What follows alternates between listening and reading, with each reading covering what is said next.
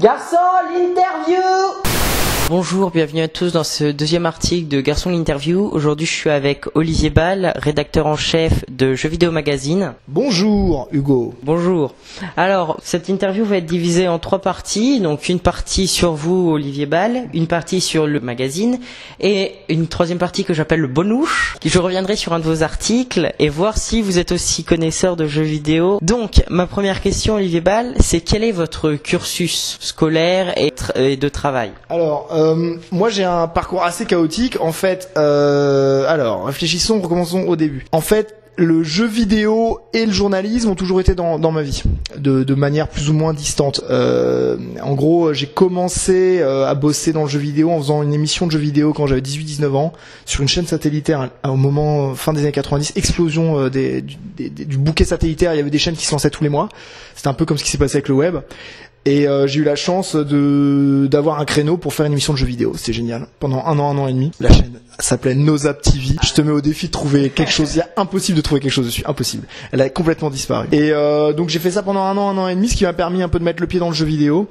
Voilà. Moi, le jeu vidéo, ça a toujours fait partie de ma vie. J'ai toujours aimé ça. J'ai toujours voulu aimer en parler, aimer le défendre et aimer montrer que c'est un loisir qui a 1000 visages et dont on peut parler de plein de manières différentes.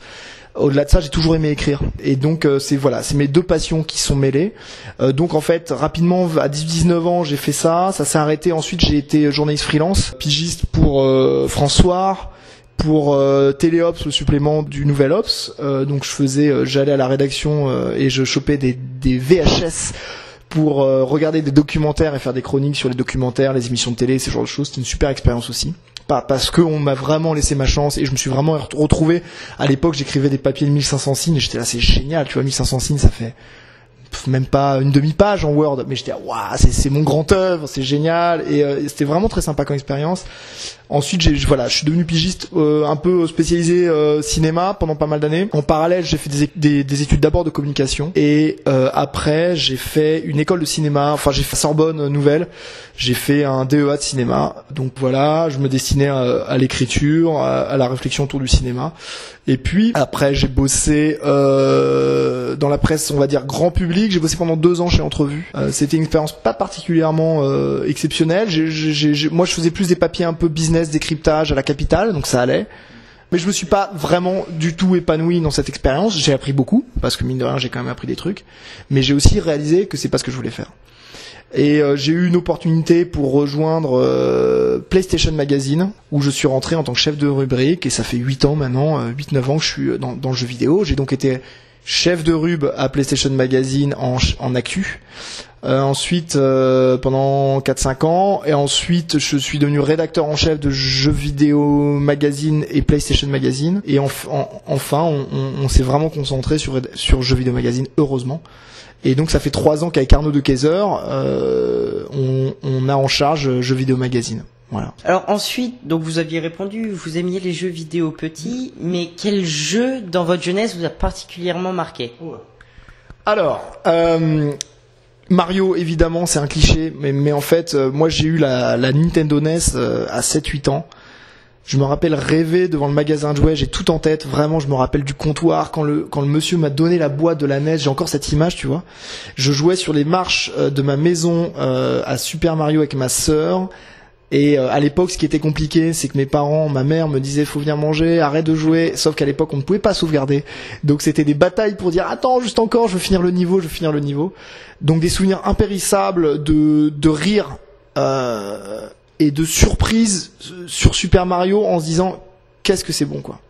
Qu'est-ce que c'est agréable, qu'est-ce que c'est intuitif, qu'est-ce que c'est fluide. Et c'est vraiment une sensation que j'ai toujours voulu rechercher aussi dans le jeu vidéo. Et que Nintendo sait maîtriser hyper bien, c'est cette sensation d'immédiateté dans le gameplay et tout. Après, des souvenirs marquants Metal Gear, le premier Metal Gear sur NES, qui est pas le vrai Metal Gear, mais moi, ce souvenir de jouer chez un pote, je l'avais pas. De commencer à jouer, on était habitué à tous les jeux très violents, enfin pas violents, mais tu sais où tu cours et tu shootes quoi. C'était l'époque des shooters et t'avais pas à y réfléchir. Et là d'un seul coup on comprend pas, on n'a pas d'armes, on a juste un couteau, on essaie de tuer les mecs, on réussit pas, on se fait bouffer, il y a des chiens qui nous attaquent et il va nous falloir peut-être 2-3 heures avec mon copain pour comprendre que ce jeu en fait faut se cacher. Et le fait de créer ce décalage, et je me suis dit ça peut être vraiment excellent parce que le jeu vidéo peut nous permettre de raconter plein d'histoires différentes. C'est là que j'ai vraiment réalisé ça, avec aussi Zelda bien entendu, les 2 premiers Zelda sur NES qui étaient dingues. Et après c'est parti. J'étais très PlayStation, j'étais très Nintendo. Des souvenirs de joueurs, j'en ai à ne plus savoir qu'en faire, mais voilà, j'ai aussi été marqué par les jeux point and click, les jeux d'aventure, j'adorais ça, les jeux Lucas, Indiana Jones, Day of the Tentacle, tous ces jeux qui racontaient des histoires. Parce que en fait, moi, je crois que la constante dans ma relation aux jeux vidéo, c'est la narration. J'adore les jeux qui te racontent quelque chose, qui t'emmènent quelque part, qui te font découvrir un univers, des personnages, quoi. C'est vraiment pour ça que je fais ce métier, quoi, pour défendre ces jeux-là, quoi. Et vous aviez dit que vous aviez travaillé à PlayStation Magazine, mais aussi comment vous êtes arrivé à Jeux Vidéo Magazine? Alors, c'est compliqué. C'est qu'en gros, PlayStation Magazine faisait partie d'un gros groupe qui s'appelait Yellow Media, qui était le groupe français de presse jeux vidéo. Il y avait une vingtaine de magazines de jeux vidéo et de presse PC. Donc il y avait PlayStation Magazine, Joypad, Joystick, PC Jeux, PSM, quoi d'autre encore, Nintendo Mag, Xbox Mag, tout ça, on était tous ensemble sur 1 ou 2 étages. C'est des années géniales. Moi j'ai des souvenirs incroyables de toutes ces rédacs où on était concurrents de façade et en fait on était plutôt amis qu'autre chose et on se marrait ensemble. Des souvenirs où quand quelqu'un testait un jeu, en fait c'était en open space, donc à chaque fois que quelqu'un recevait un jeu et se mettait à le tester, t'avais tout le temps les autres journalistes qui venaient, qui le chambraient, et c'était un exercice de zen de réussir à te concentrer sur ton jeu, à le tester avec tous tes potes qui te chambrent en disant ouais mais c'est pas ça qu'il faut faire, c'est pas ça, et on avait tout le temps quelque chose à se dire, on avait tout le temps quelque chose, on n'était jamais d'accord, et c'était vraiment une émulation hyper saine. Mais c'était déjà la presse jeux vidéo commençait déjà à souffrir, la presse papier. Donc concrètement, année après année, les mags avaient de plus en plus de mal. La société a pris le pli du web très tard, trop tard, en lançant Jeux Vidéo Network, JVN. Les dirigeants ont vraiment eu du mal à, je pense par péché d'ambition, ils voulaient faire un site énorme et du coup ils ont mis des années à le lancer. Là où on aurait dû, si on avait été assez réactif, on aurait pu être le jeuxvideo.com, c'est-à-dire qu'on aurait dû, avec l'armada qu'on avait derrière, le nombre de journalistes qui bossaient pour la boîte, le nombre de press tours qu'on faisait, les exclus qu'on avait en bataille, on aurait pu s'imposer très facilement dans le paysage internet. Ça n'a pas été fait, donc du coup on a pris du retard. Et donc du coup, année après année, la presse magazine a souffert.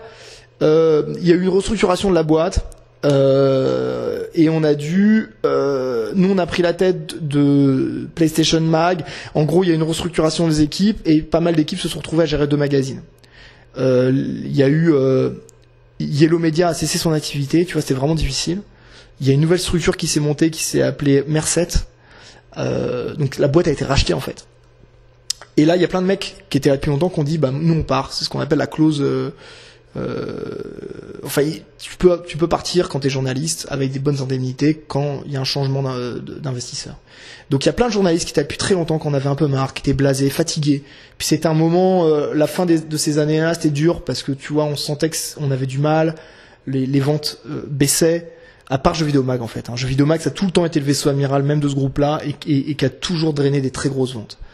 Plein de mags, dont PlayStation Mag, qui pourtant était un des mags qui s'est le plus vendu, même il y a 10 ans, PlayStation Mag vendait 150 000 exemplaires, c'était une bête de guerre, quoi. À la fin, c'était dur. Alors que, ce qui était d'autant plus frustrant, c'est que tous, individuellement ou collectivement, continuaient à faire du bon taf. C'est-à-dire que malgré les difficultés, malgré les crises, je crois qu'on a tous, parlé en mon nom, et je pense que je dis pas de conneries pour parler en ceux de mes collègues, on faisait tout le temps le meilleur mag possible, malgré tout. Malgré les galères, on se défonçait tout le temps pour faire un bon mag. On n'a jamais baissé les bras, quoi. Mais c'était quand même éprouvant. Et donc pendant quelques mois, on a dû gérer PlayStation Mag et Jeux Vidéo Mag, tout en ayant cet esprit. On continue à vouloir faire des bons mags, mais c'était très dur. Et finalement, les dirigeants de l'époque ont finalement repris un peu leurs esprits, ont dit non mais c'est pas possible. Donc on a juste repris Jeux Vidéo Mag. On a fait une nouvelle formule en juin 2012. Et la société a aussi cessé son activité. Deuxième fois. Je peux dire que c'était dur, parce que tous les mois on voyait des copains qui partaient, très éprouvant. Ils sont partis où ils ont essayé de retrouver du taf ailleurs, donc il y en a qui ont bossé sur le web, il y en a qui ont complètement changé de métier, il y en a qui sont devenus, qui ont bossé, qui sont devenus fonctionnaires, il y en a d'autres qui sont toujours journalistes, il y en a d'autres, pas mal, qui ont continué à bosser avec nous avec Jeux Vidéo Mag. Et en gros, ce qui s'est passé, c'est que après la cessation de l'activité de la boîte, t'as 3 des anciens dirigeants de Merced qui ont décidé de racheter Jeux Vidéo Magazine, juste Jeux Vidéo Magazine. Et qui, Brice, qui était le directeur des rédactions du groupe avant, m'a proposé de reprendre la main sur Jeux Vidéo Magazine en me laissant carte blanche, en disant Olivier, nous on veut que tu refasses ton équipe et que tu reprennes les gens avec qui t'aimes bosser. Donc pour moi évidemment j'ai pas hésité longtemps, on a repris la même équipe qu'on avait, c'est-à-dire Arnaud en rédac chef adjoint, on a gardé les mêmes journalistes, Raphaël Lucas avec qui on bosse depuis 10 ans, qui est un gars exceptionnel, Vincent Homs nous a rejoint qui était l'ancien rédacteur en chef de Console Plus, qui est pareil une grande plume, enfin quelqu'un qui écrit remarquablement bien, qui a beaucoup d'idées. On s'est fait un peu une team de rêve autour du mag. Pareil, en maquette, Viviane, avec qui je travaillais à l'époque du PlayStation Magazine, on l'a fait revenir dans la famille. Et donc, depuis 2 ans et demi, on bosse vraiment avec famille, quoi. C'est vraiment cette sensation qu'on a, c'est de bosser avec les gens qu'on aime et qu'on connaît bien. Bon, c'est en tout cas moi la sensation que j'ai. Des gens de confiance, on a vraiment une équipe qui est très restreinte. Volontairement, on restreint les collaborateurs du Jeux Vidéo Magazine. En gros, on fait exprès de restreindre l'équipe de pigistes, tu vois, comme je t'expliquais tout à l'heure. Parce que ce qu'on veut, c'est faire en sorte d'assurer un minimum vital à nos journalistes. Donc on veut pas avoir 40 journalistes qui bossent pour nous, on préfère en avoir 5 ou 6, mais au moins leur assurer un minimum de salaire tous les mois, en leur donnant pas mal de papiers à faire. Et vu que la chance qu'on a, c'est quelqu'un comme Vincent, Raphaël ou les autres, c'est des personnes qui connaissent suffisamment bien le jeu vidéo pour parler du jeu vidéo sous toutes ses facettes. Ils peuvent autant faire un article business qu'un article vraiment preview, un décryptage, qu'un article un peu plus léger, ou qu'un article un peu plus making of sur l'histoire d'Assassin's Creed, l'histoire de Call of Duty, n'importe quoi. Donc voilà. Comment on est arrivé aujourd'hui à Jeux Vidéo Magazine, qui a fêté ses 15 ans là, il y a un mois. En parlant d'Assassin's Creed, alors j'ai mon cousin qui est un grand collectionneur, enfin qui est un grand acheteur de jeux vidéo. Il m'a prêté plusieurs magazines pour préparer cette interview et j'ai retrouvé dans l'une des nouvelles formules de Jeux Vidéo Magazine de 2012, vous aviez dit pour l'E3 2012 que vous aviez dit Assassin's Creed est le jeu le plus inventif. Est-ce que vous restez sur donc tu veux quoi que je rebondisse sur l'Assassin's 3? Alors, donc tu me dis qu'à l'E3 2012, preuve à l'appui, je disais qu'Assassin's Creed 3 remportait la palme de l'inventivité de l'E3. Bon alors, faut quand même savoir, pour moi, l'E3 2012, c'est pas un grand E3. Hein. Donc, c'est pas un E3 qui a marqué les mémoires, comme l'a été l'E3 2013. Tu vois, l'E3 2013, c'est l'annonce de la PS4, de la Xbox One. On pouvait y jouer, des annonces de jeux en veux-tu, en voilà. L'E3 2012, c'est un E3 de transition parce que c'était avant l'arrivée de l'annonce des nouvelles consoles. Donc c'est vraiment un peu fin de cycle. Alors pourquoi Assassin's Creed 3? J'ai dit que c'était le meilleur jeu selon moi. Alors je me cite. Hein. On a l'impression qu'Ubisoft Montréal n'a pas assez d'un E3 pour tout montrer. Bon, de toute manière, c'est évident qu'Assassin's Creed, moi, c'est une série que j'aime beaucoup. Malgré ses défauts, malgré le fait que je râle à chaque assassin, hormis Black Flag, qui est pour moi un bijou. Chaque assassin, je râle et je le fais quand même, et voilà. Disons, moi, j'aime l'idée de la proposition d'Assassin's Creed, c'est l'idée de créer des machines à voyager dans le temps, à te faire découvrir des époques révolues, de faire vivre des époques révolues. Je trouve ça assez magistral. Après, moi, je suis très jeu d'infiltration, donc j'aime bien ce genre d'ambiance, même si Assassin's Creed n'a jamais réussi à bien faire l'infiltration, malheureusement. Mais je trouve ça assez fascinant de réussir aussi à faire un jeu avec 800 personnes, 1000 personnes éparpillées aux quatre coins du monde et réussir à faire un jeu qui se tienne. Je trouve ça assez dingue. Et à l'époque, Assassin's Creed 3, en effet, j'aimais bien le parti pris parce que je trouvais que après toute la saga Ezio, avec Assassin's Creed 2, Brotherhood et Révélation, la saga avait besoin de fraîcheur et le fait de la situer aux États-Unis avec un nouvel héros, avec tout ce délire sur les Indiens d'Amérique, le gameplay dans la nature, dans la forêt. Il y avait les phases qui venaient de montrer à l'E3, les phases nautiques qui étaient dingues à l'époque. Moi, je m'étais éclaté dans le jeu sur les phases nautiques. Pas dans tout, mais les phases nautiques étaient hyper réussies. À tel point qu'ils en ont fait un jeu spécifique Black Flag après. Et c'est vrai qu'il y avait eu ce côté hyper gourmand durant l'E3 sur Assassin. On avait cette sensation que les mecs, ils avaient fait... Je crois qu'Assassin's Creed 3, si je ne me trompe pas, il avait été à la conf Microsoft, la conf Sony, et durant la conf Ubisoft. Ils avaient montré 3 trucs différents. Et c'est cette sensation que t'avais avec les mecs, ils avaient tellement de choses à montrer qu'ils savaient plus quoi en faire. Et après, pas d'en main, quand on a testé le jeu, j'étais un peu plus réservé sur Assassin's Creed 3, mais qui est quand même un bon jeu. Je trouvais que c'était hyper ambitieux sur la narration, j'aimais beaucoup. Le jeu prenait le temps de s'installer. Je sais pas si tu l'avais fait, mais en gros, il y avait un flashback, les 6 premières heures, tu jouais le père du héros. C'était hyper surprenant, hyper couillu, j'ai envie de dire, parce que t'as pas l'habitude de faire ça. Et puis après, t'avais toute la naissance du héros, tu le jouais gamin et tu le voyais grandir. Et ça, je trouve ça vachement intéressant. tout marchait pas, mais c'était intéressant. Et après, bon, le jeu en lui-même a quelques défauts. Plus t'avances, plus ça devient un peu problématique. Mais c'était un bon assassin. C'était un très bon assassin. Quelle est votre plus grosse attente 2015-2016 ? La alors, question qu'il ne fallait pas poser. Ouais, c'est compliqué, il y a plein de jeux que j'attends. Alors, donc, dans les jeux qui arrivent là, tout de suite, The Witcher 3. The Witcher 3, parce que déjà, j'ai eu l'occasion, en faisant une masterclass, de rencontrer Marcin Iwiński, qui est le cofondateur de CD Projekt, et donc le créateur de la saga, le créateur du studio, le créateur de GOG.com, le site de vente en ligne. J'ai adoré cette rencontre, j'ai adoré l'état d'esprit du mec, adoré l'état d'esprit du studio.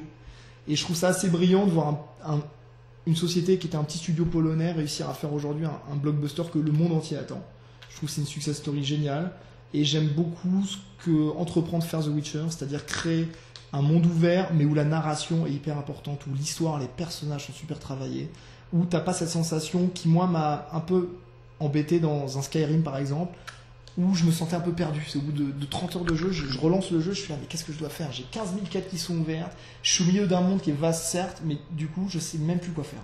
Là, j'ai l'impression qu'avec Witcher 3, tu seras toujours drivé dans ton histoire, dans l'histoire de Geralt.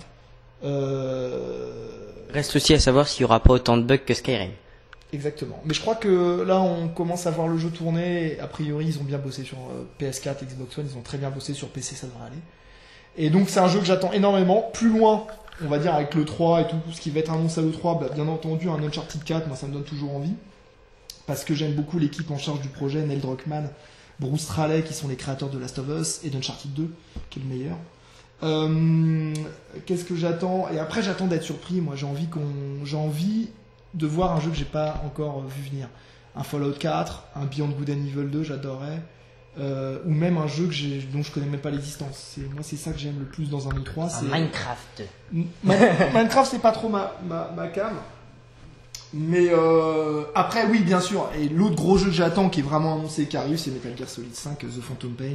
Malgré toutes les difficultés que traverse malgré les pertes et fracas qui sont en train d'arriver. Ouais, et puis je trouve qu'il y a tout ça qui est un peu triste autour de Konami en ce moment, parce que on aimerait juste avoir une info officielle et claire sur ce qui se passe. Je pense que ça ferait du bien à tout le monde, autant à Kojima qu'à Konami. Et là, c'est un peu le flou. Moi, ce que j'espère juste, c'est que le jeu va sortir, qu'on va pas se retrouver dans une bataille juridique. Et je veux juste que le jeu sorte, qu'on l'ait entre les mains. Je te dis, moi, alors, concrètement, Metal Gear, c'est la saga que j'adore, quoi. Donc, forcément, la fin de l'histoire de Snake, j'ai vraiment envie de savoir ce qui va se passer. Donc Metal Gear 5 serait le dernier vu ce qui se passe. De toute manière, ça sera le dernier de Kojima, ça c'est quasiment évident maintenant, il l'a dit, et bon, vu les problèmes qu'il va y avoir, ça a l'air d'être le dernier. En tout cas, je pense que c'est le dernier qu'il voulait faire, parce que c'est la boucle qui est bouclée. C'est-à-dire que son premier Metal Gear, le premier Metal Gear sur NES, c'est Solid Snake qui, avec Big Boss, l'envoie en mission à Outer Heaven. Et là, ça m'étonnerait pas que celui-là se termine sur ça, en fait. Tu vois ce que je veux dire ? C'est-à-dire qu'en gros, la boucle serait bouclée un peu comme a pu faire Star Wars. Tu vois, ce côté un peu les préquels. Bon, après, reste à savoir ce que va donner le 7. Mais bon. Ils le feront, hein. Star Wars 7, ouais, pardon.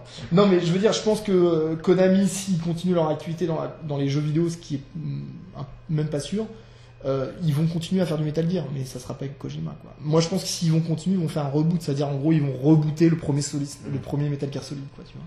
Alors, on a eu une annonce qui a surpris tout le monde, ce serait Nintendo qui se lance dans le mobile avec aussi la Nintendo NX. Ouais. Donc NX, ce serait le début de la prochaine génération. Ouais. Donc, quelles sont vos attentes pour la prochaine génération ?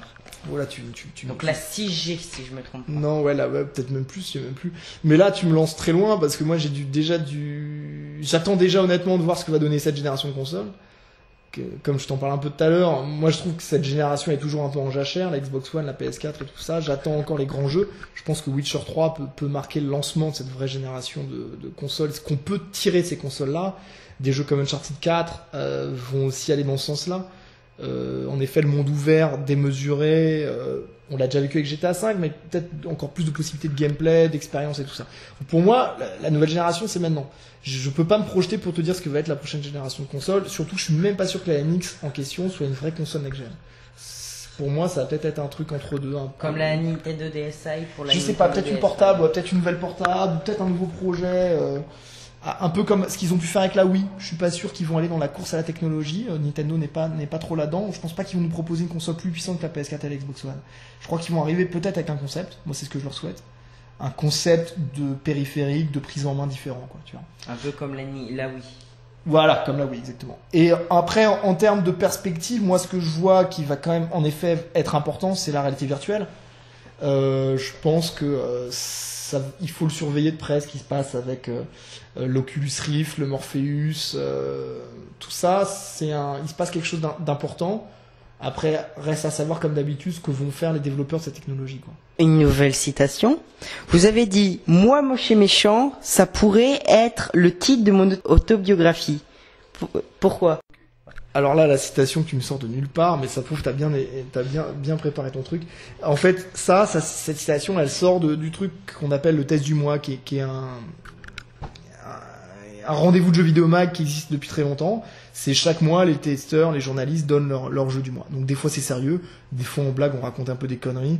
Donc, avec les invités. Et voilà, l'invité, c'est clairement un héritage de jeux vidéo mag qui existe depuis une éternité, que nous on est en héritier, on a récupéré et on continue à faire, avec en gros chaque mois on prend un invité de l'actualité et à qui on prête un jeu auquel il aurait joué, et c'est complètement bidon. Ça va de Nicolas Sarkozy à je sais pas, on aime bien nous les hommes politiques, on trouve ça marrant de les imaginer en train de jouer à un jeu vidéo et on leur met dans leur bouche des bêtises. En fait, ce que ça représente cette phrase, c'est qu'on se marre, quoi. C'est qu'honnêtement on se fend quand même bien la gueule, on raconte beaucoup de bêtises entre nous dans la rédaction, on aime bien se chambrer, on aime bien se taquiner.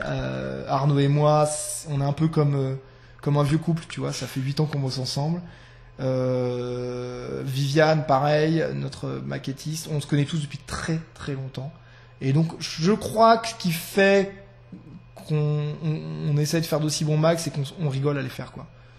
C'est un métier qui est dur, il y a des coups de speed et tout, mais au moins, je pense qu'il y a une bonne ambiance et qu'on se sent bien la gueule. Enfin, j'espère. Ils diront peut-être pas la même chose, mais je pense.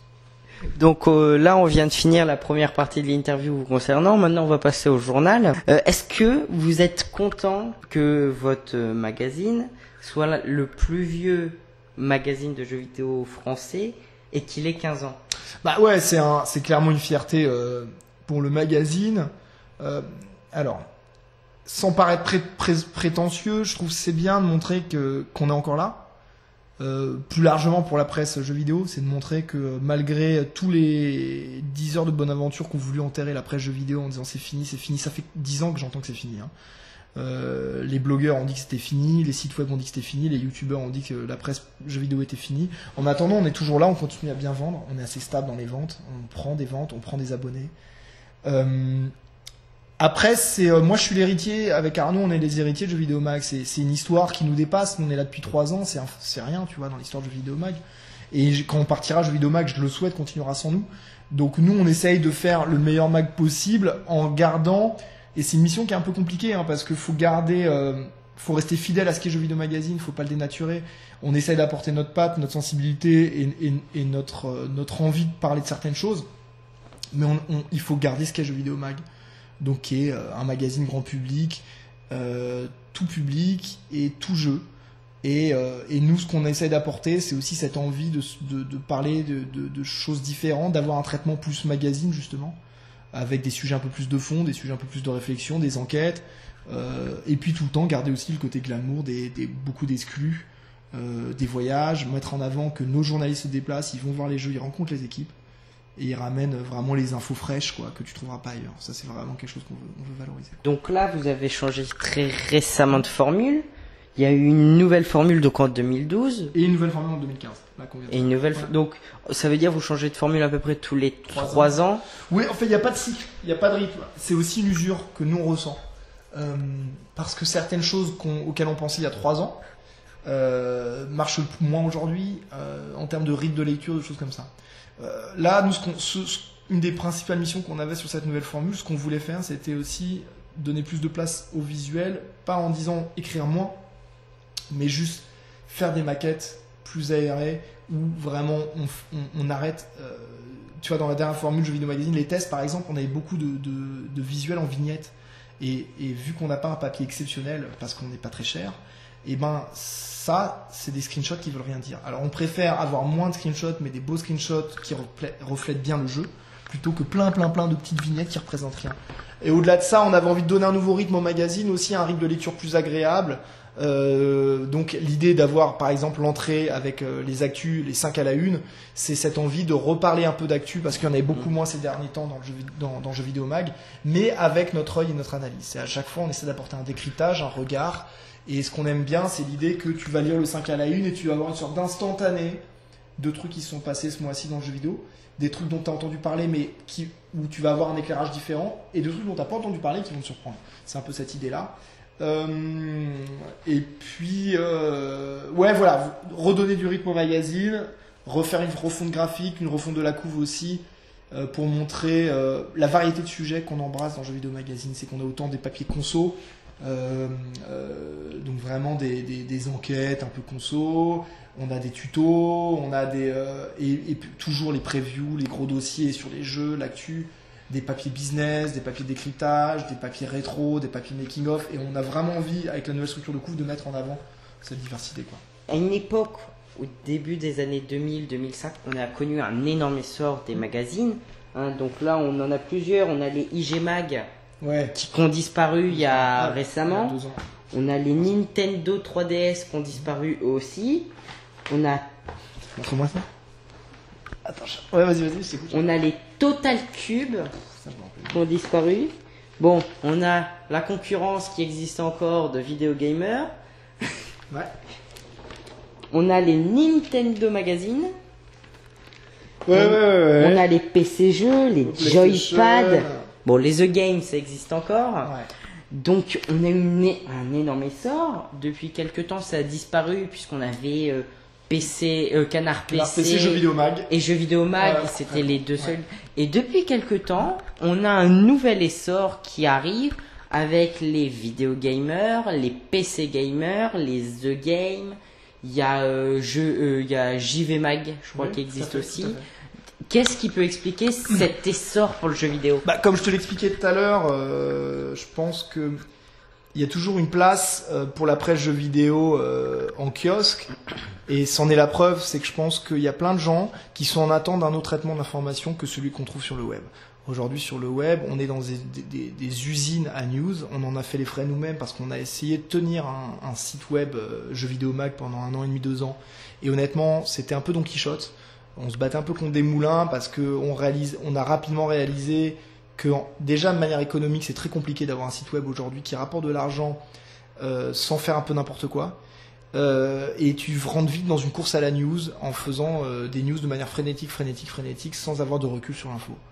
Donc je pense qu'il y a plein de gens qui sont un peu revenus de ça, ou alors qui ont cette double consommation, qui vont sur le web pour avoir les news fraîches et les trucs un peu dans l'instant, et qui vont chercher dans le papier des articles un peu plus de fond, se poser un peu plus, s'imprégner d'un jeu, s'imprégner d'un sujet, ce genre de choses. Donc je pense que c'est toujours présent. Ce qui explique en effet le développement aussi d'une presse un peu plus, je vais dire, adulte autour du jeu vidéo, et je trouve qu'il était temps que ça arrive. En effet, à l'époque, on avait des Joypad qui étaient déjà un peu comme ça. Mais un JV Le Mag, un The Game ou un Games s'adresse clairement à des trentenaires, des mecs qui ont, comme moi aujourd'hui, et qui ont grandi avec le jeu vidéo, mais qui ont envie aussi d'un traitement du jeu vidéo un peu différent, avec des papiers rétro, des papiers making of, des papiers d'analyse, tu vois, des trucs un peu plus profonds. Donc ça, je pense, c'est une vraie tendance. The Game est venu aussi, nous on a créé The Game aussi pour répondre à cette attente des joueurs. C'est-à-dire qu'on pense qu'il y a toute une partie des lecteurs de jeux vidéo magazine qui peuvent à la fois lire Jeux Vidéo Mag et The Game. C'est pour ça qu'on a créé le Gamer Pack, parce que The Game c'est un magazine, voilà, qui est beau, qui est intéressant, je pense, qui a tout le temps des articles. Ce que j'aime bien avec The Game, c'est pas moi qui suis rédacteur en chef, donc Vincent t'en parlerait mieux, mais moi là, quand je le lis,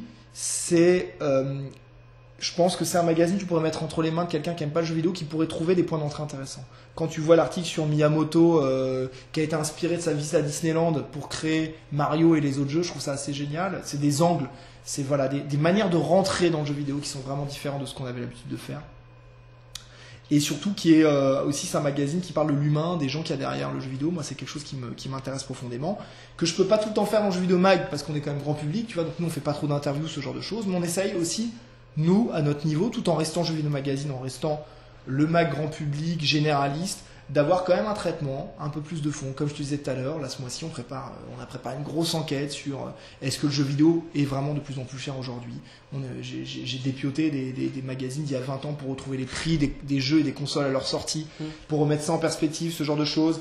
On va faire des décryptages, tu vois, ce mois-ci, dans le prochain, on a un gros papier un peu décalé sur les pires campagnes marketing du jeu vidéo. On essaye tous les mois, voilà, d'avoir ça. On a des papiers un peu anglais business, des making-of, on va revenir sur la saga Tomb Raider, sur l'histoire de la saga Uncharted. Voilà, on essaye tout le temps d'avoir ce complément d'information aussi à notre manière, quoi.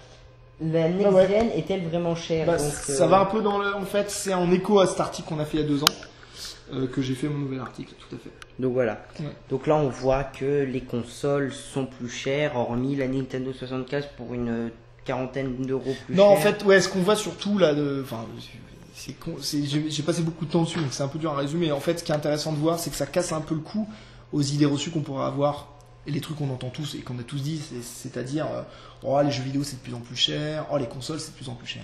En fait, quand on mène vraiment l'enquête, que je me suis vraiment efforcé de faire un maximum d'analyse et tout, on réalise que par exemple les jeux vidéo n'ont pas vraiment augmenté depuis une quinzaine d'années.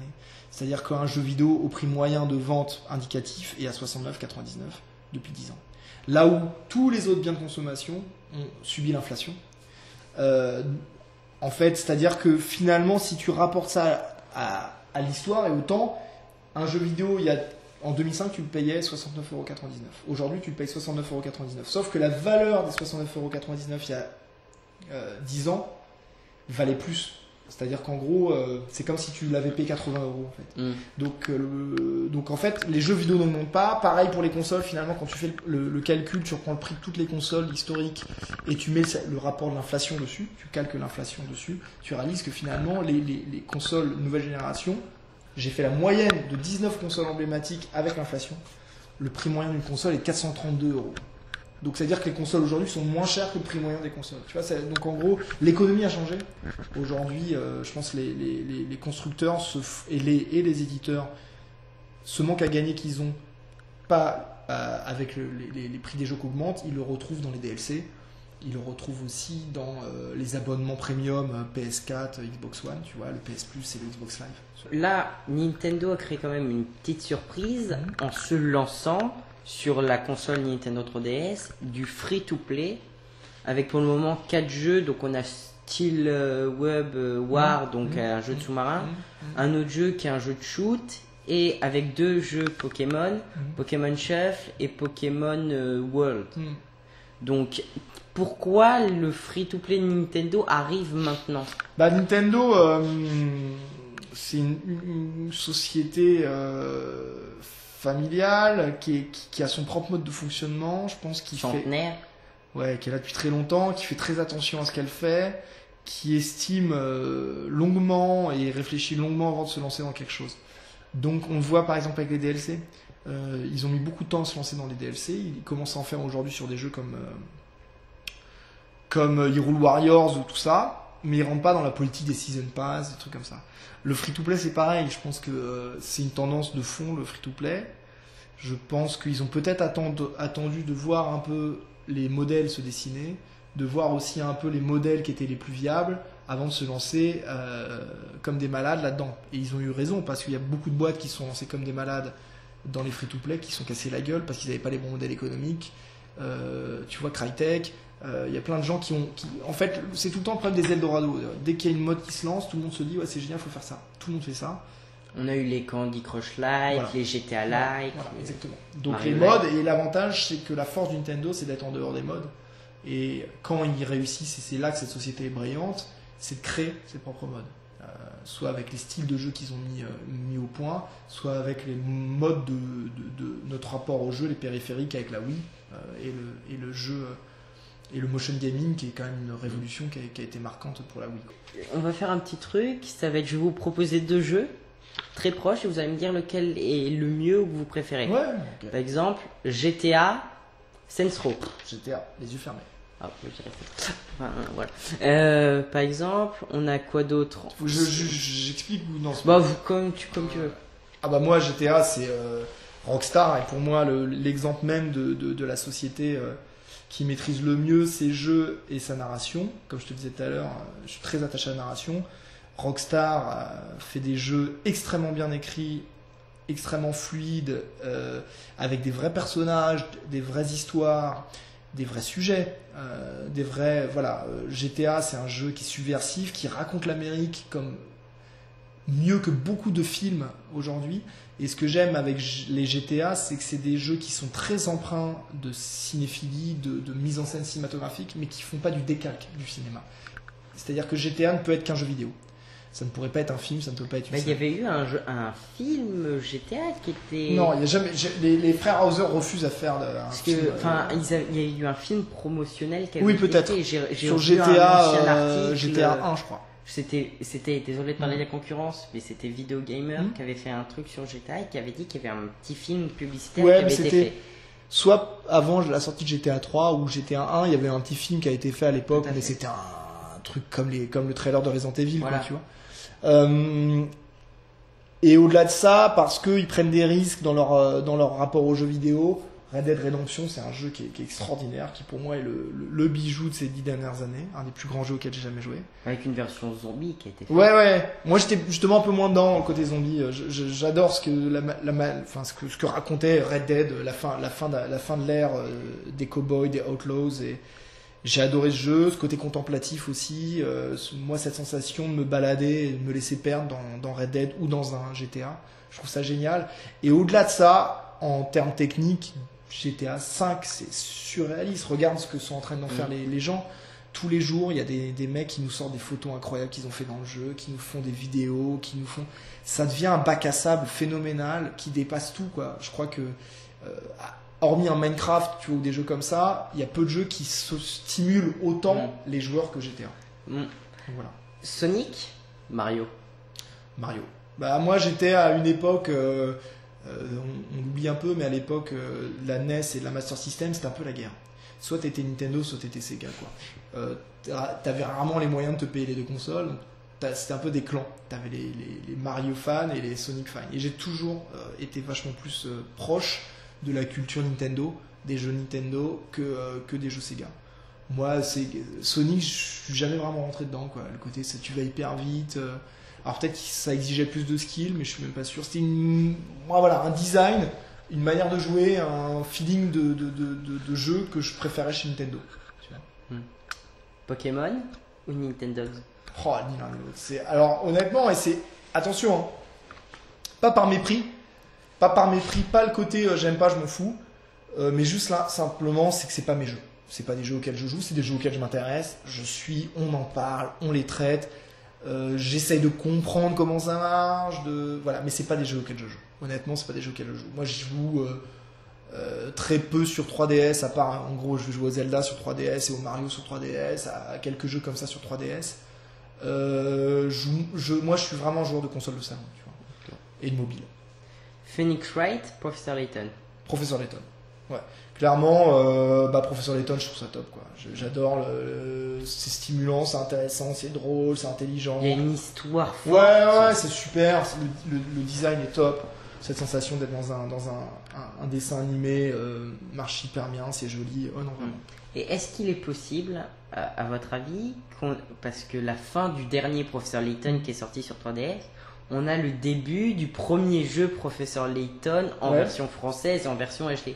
Est-ce que vous pensez qu'un remake soit possible sur 3DS ou la NX si elle est portable? De toute manière, Layton c'est une licence qui compte pour Nintendo, donc c'est quasiment sûr qu'ils vont continuer à en faire, ça c'est sûr, il n'y a aucun doute. Il y en aura sur peut-être même Wii U. Et moi je pense aussi avec le deal partnership qui a été signé pour Nintendo et les mobiles, on va avoir du Layton sur mobile. Ça m'étonnerait pas qu'il y a déjà eu des Layton mobiles. Ouais, d'accord. Donc voilà. Maintenant, est-ce que vous pensez qu'il y a des consoles, enfin des vieilles, style Sega, qui était un maître des consoles à une époque, qui est morte? Est-ce que vous pensez que Sega nous prépare un retour console? Impossible. Impossible. Je pense que ces gars, ils sont déjà, ils sont. Ces gars sont C'est finis. pas, ouais, c'est pas facile, non, ça existe toujours, mais c'est pas facile.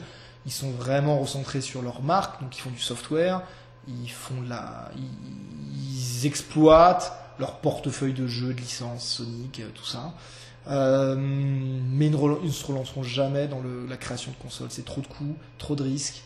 La Dreamcast a été fatale pour, malgré le fait que c'était une grande console, hein, enfin, qui était. Beaucoup de fans le disent. Ouais, c'était une super console. Mais non, ils ne feront jamais de jeux, c'est sûr. De console, pardon. Alors, la question qui peut vous enlever des abonnés, attention. Oula. Xbox, enfin Microsoft ou Sony? Attention. Ah, honnêtement, alors la réponse de non, Nintendo. non, ni l'un ni l'autre. Enfin, ça fait vraiment réponse de Normand, tu vois. Mais moi, j'aime les jeux, quoi. Honnêtement, vraiment, sincèrement, j'aime les jeux. C'est-à-dire que un temps, quand j'étais chez PlayStation Magazine, j'avais une PS3. Mais dès que j'avais l'occasion, j'empruntais une Xbox à la rédac. La concurrence. Bah non, parce que moi j'aime les jeux. Quand j'ai vu Gears of War sortir, j'ai fait, moi, il faut que j'y joue. Quand j'ai vu Alan Wake sortir, j'ai fait, faut que j'y joue. Moi j'aime les gens qui créent les jeux, j'aime les jeux. Donc c'est le produit plutôt que le contenant, quoi. Tu vois, moi la console, c'est juste un moyen de faire tourner des jeux, quoi. Après, t'as des philosophies. Des fois, en certains points, je me sens peut-être plus proche de la philosophie PlayStation par rapport aux jeux qu'ils proposent. C'est vrai que Microsoft, peut-être un peu plus américaine dans son optique, tu vois, les jeux qui sont proposés par Microsoft, côté Halo, Gears, côté badass, un peu bodybuildé. Ils ont racheté Minecraft. Ouais, aussi. ouais. Mais non, honnêtement, franchement, il n'y a pas vraiment de préférence marquée, quoi. Et est-ce que vous avez peur, par exemple, des marques du style Microsoft, Sony, Facebook aussi, qui commencent à racheter, à englober d'autres marques? Est-ce que vous n'avez pas peur qu'un jour on ait un bipôle, un biparti ou un triparti entre c'est déjà les trois grosses marques? Bah, c'est déjà le cas aujourd'hui. On a quand même une globalisation du marché. C'est ce qui est On normal. a C'est une vraie. Game qui sort Ouais, un peu de c'est une l'eau, vraie industrie, tu vois. C'est devenu une telle industrie qu'aujourd'hui il y a des tels enjeux qu'en effet on va de plus en plus avoir des rapprochements, des rachats. Après, ce qui va peut-être changer la donne, c'est le genre streaming aussi, tu vois. C'est quand en effet finalement les consoles seront plus que des box pour diffuser des jeux. Je pense que là il nous reste peut-être encore un cycle de consoles de jeux pour ensuite avoir des sortes de méga freebox PlayStation ou Microsoft qui en fait se mettront à jour d'elles-mêmes et en fait tu garderas ta freebox ta box pendant 10-15 ans. On peut dire que vous craignez une mort du jeu, comment on pourrait dire, physique. Oui, je pense que à terme, malheureusement, d'ici 10-15 ans, c'est quelque chose qui m'a l'air assez clair. Ouais, je pense que ça va quand même. Le marché se dirige vers ça, hein, malgré tout. Après, il y a vraiment aussi des gens qui sont amoureux de l'objet. Hein. On le voit aujourd'hui. Avec l'occasion, le marché de ouais, l'occasion. les gens aiment avoir. C'est vrai qu'on a quand même une culture de l'objet dans le jeu vidéo. Par exemple, l'occasion, le marché de l'occasion a pas été boosté aussi par les vidéos, par exemple, de joueurs du grenier par exemple, il y en a, je sais que ça existe, qui ont des collections joueurs du grenier, qui achètent les consoles que joueurs du grenier a testé, les jeux que joueurs du grenier a testé ou Benza ont testé. Ouais. Est-ce qu'il n'y a pas aussi un ça, je sais pas trop. Je suis pas au fait des youtubeurs, honnêtement. Je connais pas. Enfin, si je connais, mais voilà, c'est pas trop mon truc. Je sais pas. Je sais que le marché de l'occasion c'est hyper important pour les boutiques. Moi je suis pour les boutiques, hein, je veux dire c'est important qu'ils soient là, c'est important que Micromania, Gamecash, tous les réseaux d'indépendants et tout ça soient là. Oui. Ils se battent, ils font tout pour continuer à donner envie aux joueurs de venir dans leur boutique en créant des produits exceptionnels et tout. Et ils ont la niaque et ils vont continuer à tenir et je trouve ça très bien. Mais derrière ça, c'est vrai qu'il y a un mouvement qui est plus profond. Et en effet, ce qui les sauve aujourd'hui, c'est l'occasion, c'est cette possibilité d'arriver, de revendre un jeu pour en racheter un autre, ce qui est top. Moins cher en plus. Moins cher. Donc voilà. J'ai une comparaison à vous faire. On a eu la dernière génération qu'on a eue en console de salon. On a eu deux avions supersoniques qui ont décollé extrêmement rapidement, qui sont la PS4 et la Xbox One. Et on a eu le petit oiseau grassouillet qui commence à arriver à battre des ailes, à s'envoler, qui est la Wii U. Est-ce que vous pensez que la Wii U peut arriver à finir en non, en tout cas, elle finira jamais au score d'une PS4 ou d'une Xbox One, ça c'est sûr et certain. le retard est trop marqué et surtout il y a eu un... Et pourtant elle est sortie avant. Bon, elle est sortie avant, mais aujourd'hui c'est joué, c'est-à-dire dans le sens où il y a eu un retrait des éditeurs tiers de la Wii U, c'est-à-dire qu'à part Nintendo, plus personne ne sort de jeu sur la Wii U, à quelques exceptions près. Donc dans ces conditions, c'est impossible de drainer massivement des nouveaux joueurs vers tes consoles. Certains Zelda ou un Mario Kart peuvent faire vendre des consoles, mais pas au niveau que feront vendre un GTA V sur PS4, quoi, tu vois, ou sur PS3 ou sur Xbox One. Donc je pense que le retard, la Wii U pourra pas rattraper ces deux consoles, mais elle pourra peut-être finir un cycle de vie en ayant un parc installé assez conséquent. S'il y a des Zelda, des Star Fox qui sortent, qui vont encore plus gonfler les acheteurs. Mais je pense qu'en fait la Wii U va se dessiner comme un peu la console de complément, c'est-à-dire que tu auras une PS4 et une Wii U, une Xbox One et une Wii U. Si tu es fan de Nintendo, tu l'auras. Ouais. Voilà, c'est ça. Donc, on a eu une autre console qui s'est ratatinée, qui est la PS Vita. Ouais, clairement. Elle s'est ratatinée. Est-ce que là, c'est un coup marketing de Sony qui s'est complètement raté? Ah, moi je pense que la Vita c'est un échec. Je pense que. Donc, est-ce que Sony, on a fini avec les consoles portables? Je pense qu'ils vont. Je pense pas qu'ils ressortiront une console portable. Donc, ça veut dire qu'on va avoir que Nintendo qui va rester avec les jeux mobiles évidemment, le maître incontesté et incontestable. Ouais, je pense. Même si c'est vrai que la concurrence du jeu mobile est telle qu'en effet, ça devient. Même Nintendo, la 3DS cartonne. Hein. La 3DS cartonne, c'est vraiment le carton aujourd'hui de Nintendo. Heureusement qu'elle est là d'ailleurs. Donc je pense qu'aujourd'hui, le Nintendo est en leadership total sur les consoles portables. Ils vont rester, ça y a aucun souci. Même si c'est vrai que le mobile grignote quand même vachement le marché. Et les usages aussi. Mais non, je vois pas Sony annoncer une nouvelle console portable. Ça a été un échec, la Vita, malgré le fait malheureusement que c'était une très belle console. Et je suis le premier à regretter le fait qu'on n'ait pas eu de meilleurs jeux sur Vita, parce que c'est un objet. Elle était trop chère aussi. Ouais, trop cher, mais en termes de techno, de possibilités, je la trouve assez géniale, quoi. C'est-à-dire qu'il y avait plein de choses à faire. Avec l'écran tactile derrière. derrière. Il y a plein de gameplay possibles. Il y a des jeux comme Uncharted Golden Abyss qui exploitaient un peu toutes les DMGS, des GTA. Ouais, voilà. Mais malheureusement, ouais, là, c'est devenu un peu la plateforme des indés, des jeux, des maths. Qui est bien, mais. Des Dr Mario. Voilà, ouais. Donc on va passer à la troisième partie, dit le bonouche. Donc vous reconnaissez votre magazine Jeux Vidéo Mag, et vous nous avez offert un supplément sur les 70 questions pour tester la culture jeux vidéo. Donc on va pas faire les 70 questions, mais on va passer au niveau que vous avez appelé hardcore. Hardcore. Ouais, mais alors là, bon, c'est dur. Donc, Capcom a commencé dans les salles d'arcade. Remettez ces trois jeux dans l'ordre chronologique de leur date de sortie. Alors, Capcom a commencé dans les salles d'arcade. Donc les jeux là, c'est Strider, c'est Ghouls and Ghosts. Et le troisième, est-ce que c'est peut-être Turrican, je sais pas. Déjà, il connaît ses classiques. C'est les trois bons? Ok. C'est ça les trois jeux? Normalement, ouais. Ok, donc je dirais... Je pense pas que Strider soit le premier. Ghouls and Ghosts...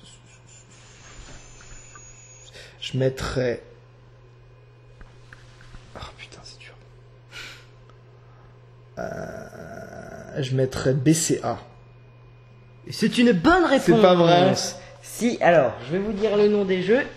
Alors, on a B, Ghost and Goblins, ouais, C, Black Tiger, et A, Strider. Donc, respectivement, 85, 87, 81. Ah, ouh, je suis content. Alors, quel est le premier jeu édité par le studio Naughty Dogs? War of the Warrior, Crash Bandicoot ou Kill the Thief? Ah non, en fait, c'est pas si facile que ça. C'est pas Crash Bandicoot, ça c'est certain. Ah, c'est soit Kill the Thief, soit Way of the Warrior. Et alors là, franchement, là ça sent, ça c'est vraiment du vieux jeu. Hein. Ils ont commencé, c'était petit, tu vois. Niveau hardcore. Le grand jeu, voici le grand jeu. Hein. Ah ouais. Ah ouais, c'est chaud.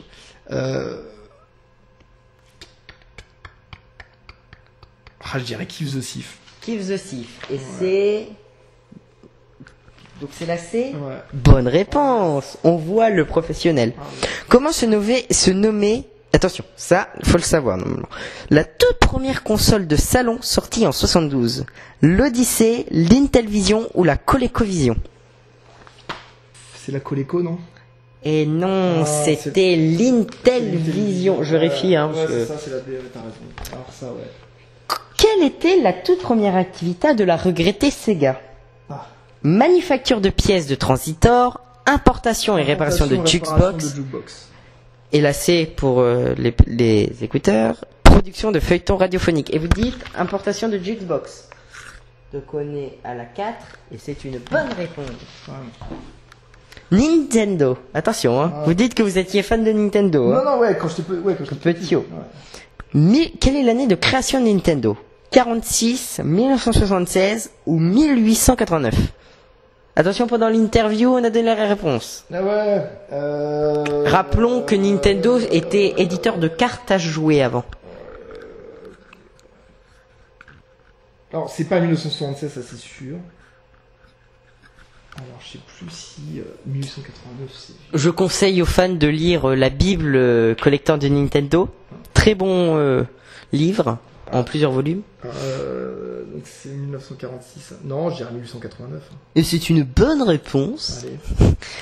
Pong. Le premier jeu Atari a été nommé ainsi parce que le nom Ping Pong était sous copyright et que Pong est le bruit de la balle quand elle touche la raquette. La mascotte des développeurs était un chien qui s'appelait Pong, ou le mot Pong signifie tennis en japonais. Donc toutes ces questions sont des questions réalisées par les rédacteurs en Ouais, mais chef. honnêtement, je me rappelle plus. Toi, comme quoi, ça veut dire que c'était il y a 3 ans et je les ai relus, hein. Mais là, ouais, je me rappelle plus du tout. Pong. Je crois. Je crois que Pong est le bruit de la balle quand elle touche la raquette. Bonne réponse, nous sommes à 5 sur 6. Ah ouais. En japonais, Moi, j'aurais fait la moyenne. Nintendo signifie, Oui. attention, laissons la chance au ciel, 7 fois à terre, 8 fois debout, si tu es pressé, fais un Laissons détour. la chance au ciel. C'est une bonne réponse. Quel était le nom d'origine de Lara Croft durant le développement? C'est. Laura Croft, Laura Cruz Ah oui. ou c'est Lara dur. Cruz? Ah là là. Bah, celle-là, si on est logique, si on voit les réponses, elle est très facile à trouver. C'est pas Laura Croft.